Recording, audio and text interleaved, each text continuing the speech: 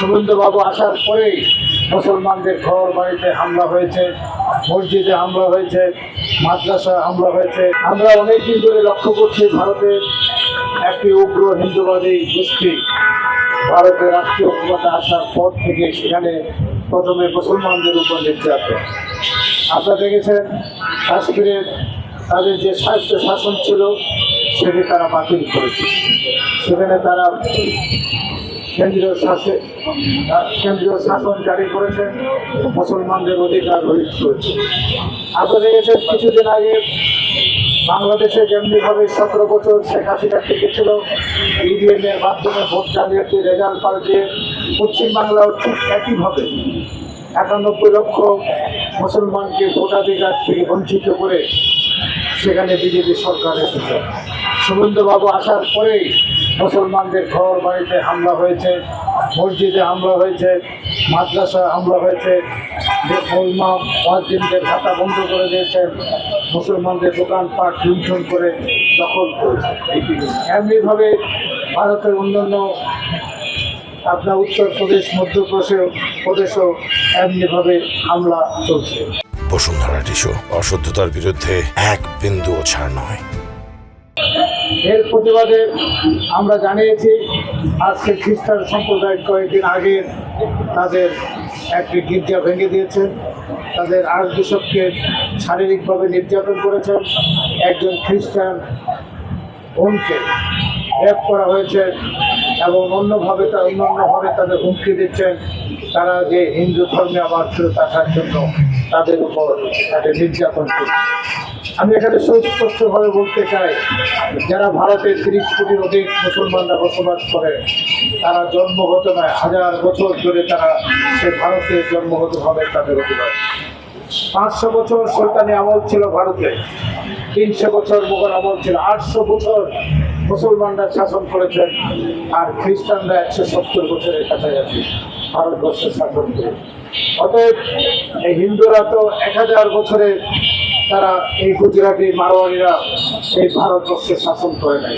পশ্চিমবাংলার একটি সংস্কৃতি ছিল, কৃষ্টি ছিল, সেখানে নজরুলের জন্ম হয়েছে, সেখানে রবীন্দ্রনাথের জন্ম হয়েছে, সেখানে অনেক মনীষীদের জন্ম হয়েছে, সেখানে নেতাজি সুভাষ বসুর জন্ম হয়েছে।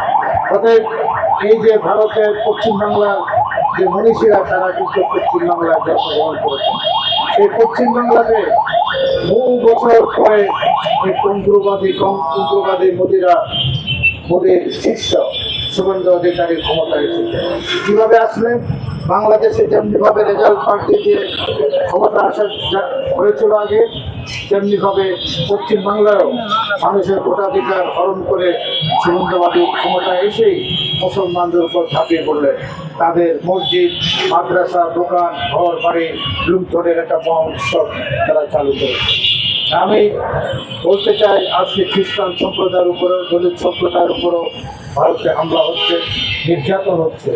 এর বিরুদ্ধে বিশ্ব সম্প্রদায়ের কাছে আমাদের দাবি থাকবে, জাতিসংঘের কাছে দাবি থাকবে, যাতে ভারতে একটা জাতিসংঘের মিশন পাঠিয়ে এই নিরপেক্ষ তদন্তের মাধ্যমে ভারতের উগ্রবাদী সরকার সংখ্যালঘু মানুষের উপর যে অত্যাচার করছেন তার একটি বিচার ব্যবস্থা করা এবং যারা করছেন তাদেরকে আন্তর্জাতিক আদালতের মাধ্যমে শিকারে নিয়ে আসার জন্য। আমি এখানে ছোট্ট একটি কথা বলতে চাই। শেখ মুজিবুর রহমান সাহেব 1973 সালে সংসদে দাঁড়িয়ে বলেছিলেন, সংসদ নেতা উনি বললেন যে এই বাংলাদেশের ভূখণ্ডে যারাই বসবাস করবে তাদেরকে বাঙালি হয়ে থাকতে হবে। তখন সমগ্র পার্বত্য চট্টগ্রামে একজন সংসদ সদস্য ছিলেন, উনি ছিলেন মানবেন্দ্র লারমা। উনি অন পয়েন্ট অফ অর্ডার দাঁড়িয়ে বললেন, মাননীয় সংসদ নেতা, আমরা যারা হাজার বছর ধরে পাহাড়ে এবং সমতল ভূমিতে আমরা নৃতাত্ত্বিক গোষ্ঠী বসবাস করি, আমাদের ভাষা ভিন্ন, আমাদের ধর্ম ভিন্ন, আমাদের ভিন্ন সংস্কৃতিতে আমরা তো বাঙালি না, তাহলে আমাদের কী পরিচয় হবে? উনি ধমক দিয়ে বলেছিলেন, আমি তো বলেছি বাঙালি হয়ে থাকতে হবে। এরপর মানবেন্দ্র লারমার কোনোদিন এই সংসদে আসেন নাই। উনি গিয়ে সেখানে শান্তি বাহিনী গঠন করেছিলেন, যেটি পরবর্তী পর্যায়ে এই সহস্র গোষ্ঠীতে রূপান্তরিত হয়েছিল। শহীদ প্রেসিডেন্ট জিয়া রহমান 7ই নভেম্বরের মহান বিপ্লবের মধ্যে দিয়ে বাংলাদেশের রাষ্ট্রীয় ক্ষমতা এসেছিলেন। উনি মহান স্বাধীনতার ঘোষক ছিলেন এবং মহান মুক্তিযুদ্ধ ছিলেন। উনি তখন বাংলাদেশের এই সংজ্ঞা, একটি জাতিসত্তার নতুন সংজ্ঞা নিয়ে আসলেন। উনি বললেন আমরা ভাষাভিত্তিক কোনো জাতীয়তাবাদ পূর্ণাঙ্গ জাতি হতে নয়। কারণ উনি বললেন পৃথিবীর 40টি দেশের মানুষ আরবিতে কথা বলে, শুধুমাত্র সৌদি আরবকে আরাবিয়ান বলা হয়। পৃথিবীর 50টি দেশের মানুষের মাতৃভাষা ইংরেজি, শুধু ব্রিটিশকে ইংরেজ বলা হয়। কাউকে আর কোনো তার ভাষাভিত্তিক কোনো পরিচয় নেই। উনি বললেন আমার মানচিত্র থাকবে, আমার পতাকা থাকবে, আমার ভাষা থাকবে, আমার ধর্ম থাকবে, আমার সংস্কৃতি থাকবে, আমার এই জনগোষ্ঠী, বিভিন্ন ভাষাভাষী মানুষ সবাই মিলে আমি বাংলাদেশ এবং আমরা সবাই বাংলাদেশ।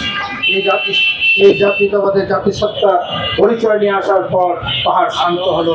আজকে বাংলাদেশের একটি সুন্দর পাহাড়ে মানুষ আমরা পর্যটন শিল্প গড়ে উঠেছে, আমরা সেখানে যাই।